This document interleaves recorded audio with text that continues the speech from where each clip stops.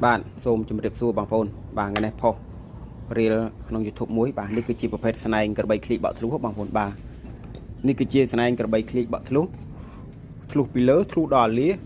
ហើយវាធ្លុះដល់ខាងក្នុងនេះទៀតបងប្អូនឃើញនេះឡើងប៉ោងបាទស្នែងនេះគឺស្នែងដែលបក់ធ្លុះ 100% ដែលយើងពិបាកនឹងធ្វើបោះធ្លុះតែពីលើអត់មាន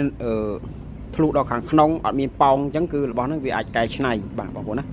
ហើយនេះក៏ជាប្រភេទខ្មៅបក់ធ្លុះដែរធ្លុះរាប់ខែរាប់ឆ្នាំធ្លុះចាប់ពី5ឆ្នាំឡើងធ្លុះនេះធ្លុះច្រើនកន្លែងនេះមួយតែខ្ញុំផ្ដាច់កន្លែងនេះមួយ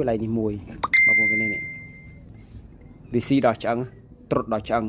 កន្លែងនេះធ្លុះឲ្យដោះសាច់វិញកន្លែងនេះធ្លុះឲ្យដោះសាច់ឡើងប៉ោងបងប្អូនគេបាទហើយស្នែងប្រភេទស្នែងបក់ធ្លុះហ្នឹងគឺយើងប្រើហាងការពារនៅអំពើអំព័ន្ធមុនខ្មៅការពារនៅពពួកអមនុស្សខ្មោចព្រាយបិសាចបាទហើយនឹងប្រើហាងស្នែងមហានិយមស្រឡាញ់អាណិតគេចូលចិត្តស្នែងមេត្តាមហានិយមបងប្អូនបាទហើយសាងឡើងជាព្រះអង្គភក្កណេសព្រះខ្វាមដៃ8បាទព្រះអង្គភក្កណេសនេះមានរាងធំមួយរាងទូចមួយបងប្អូនណាបាទស្អាតហើយស្របអ៊ីណុកហើយបងប្អូនស្របអ៊ីណុកហើយបាទហើយនេះព្រះកវាមតិសាងឡើងពីស្នែងខ្មៅបក់ធ្លុះដូចគ្នាបាទហើយប្រសិទ្ធិរួចហើយពីរអង្គនេះបានអភិសេកសល់តែ2អង្គនឹងទេបងប្អូនសល់តែ2អង្គនឹងទេបាទហើយព្រះមុនីអេសីនេះគេហៅថាអេសីសម្ដេចព្រះគ្រូបងប្អូនអេសីសម្ដេចព្រះគ្រូបាទសាងឡើងពីខ្មៅបក់ធ្លុះដែរបាទអេសីសម្ដេចព្រះគ្រូហើយខ្សែកនេះគឺយើងប្រើខ្មៅបក់ធ្លុះមួយដើមមួយដើមហ្នឹងមួយកណាត់ប្រវែងហ្នឹងធ្វើបានតែមកខ្សែហ្នឹងទេបើមិនតែយើងឆ្លាក់ព្រះបាន7 8អង្គ10អង្គបាទអញ្ចឹងដល់ពេលសាងជាខ្សែកបានតិចបាទបានតិចដោយសារយើងចាក់យកមូលបាទហើយខាងនេះក៏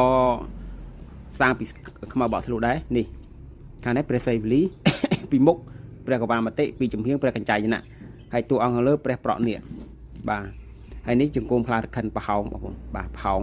ជង្គង់ប្រហោងពិបាករបាទហើយខ្សែកគឺយើងប្រើឃ្លៀចធម្មតាទេបងប្អូនតែយើងចាក់យកកន្លែងតាន់បាទប្រើហាងស្នែអញ្ចឹងហើយឈុតនេះគឺយើងប្រើហាងការពារបាទអញ្ចឹងបងប្អូនស្រឡាញ់តួអង្គដើម្បីយកទៅការពារពពួកអមនុស្សមុនខ្មៅអំពើអំព័ន្ធបាទអាចតាក់ទងមកតាមលេខទូរស័ព្ទដែលខ្ញុំដាក់តាមហ្នឹងបាទបញ្ជាក់របស់សិតរបស់ពិតអត់មានរបស់ធ្វើរបស់កាយឆ្នៃទេបាទសូមអរគុណបងប្អូន